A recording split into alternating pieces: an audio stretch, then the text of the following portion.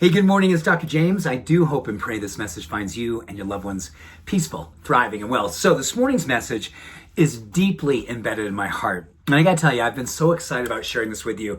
I've been thinking about this for a number of weeks, basically since the election. I've been thinking about how more and more of our spiritual nature has been coming forward. You've been sharing it with me in private messages. We've been sharing it in comments. And don't you just feel, in spite of everything, and yes, there is so much work to do, but I'm wanting to really encourage us to see whether or not you have another spiritual gear for you to grab. A spiritual gear, it's a metaphor, obviously, but these last several months, maybe these last several years, I think, we've been kind of in the gear, we're like, or grinding the gears, or maybe falling back into neutral and feeling like we're stuck. But I'm going to really call myself forward. I'm going to invite you to consider a brand new way of looking at your spirituality, looking at your life's work, looking at your dharma. Because I believe so deeply that half of our dharma is accomplished by unconditional love, compassion, and acceptance of ourselves. And the other half of our dharma, it's all about love, compassion, and radical acceptance of everyone else.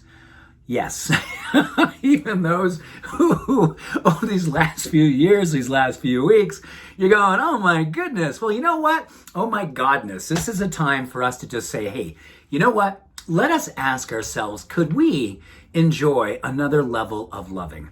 Could we see spirituality as anti-aging medicine?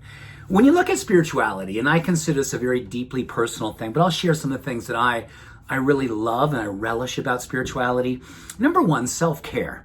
When you look at your spiritual practices, whether it be meditation, journaling, affirmations, prayers, whatever the case may be, even moving your body, I think, is prayer in motion. All of those things create a neurochemistry. They build emotional resilience. They optimize the way our brain functions and helps us to do something with neurogenesis, building new brain pathways. It also helps us something called divergent thinking. I mean, look at all the cool companies and all the more forward-thinking companies, the more forward-thinking CEOs.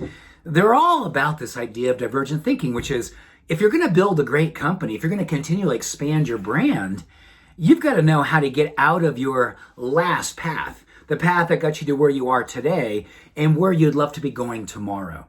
And that's divergent thinking. So all of those things, meditation and movement and just all the work, that's the deep work inside, it allows our brain and our mind to forge a brand new way of being. And you know what I love is there's a story that was said about a gentleman who was well into his 90s, and he seemed to be one of those people who go, wow, I wonder what he does every day, or even more so, gosh, he must have had an amazing childhood. What was his childhood like? And the story comes from Michael Beckwith. And Michael Beckwith said, the guy was asked, like, oh, come on, you got to tell us what your childhood was like. And he goes, so far, so good. And this guy was in his 90s. And I think it speaks to where we are all looking at our lives right now. Just step back right now. What do you love about life? What do you love about the thing that makes you come alive? Where is your spiritual practice in relationship to anti-aging medicine?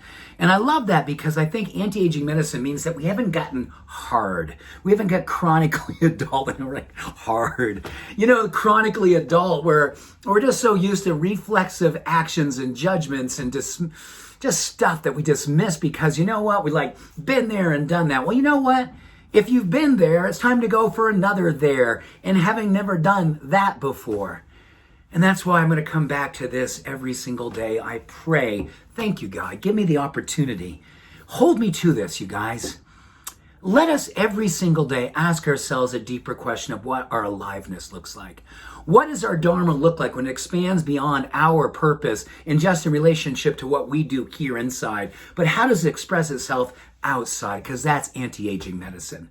Compassion has been shown to fight aging. Love and empathy and growth as a human being, a spectacle of awesomeness.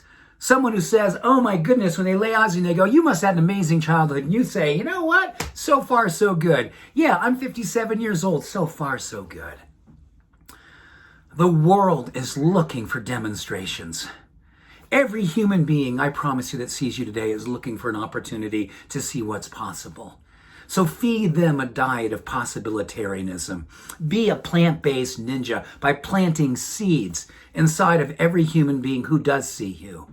And begin with yourself right here and right now. Just hold a vision of what it is to be awakened, to be an extraordinary version of yourself, the truth of who you are, not playing good, but being your truth. Step into it. Be a witness. Hold the high watch. Be who you already are. I see you. I believe in you. And I love you. Much love. All blessings. Have an awesome day being you. Bye for now.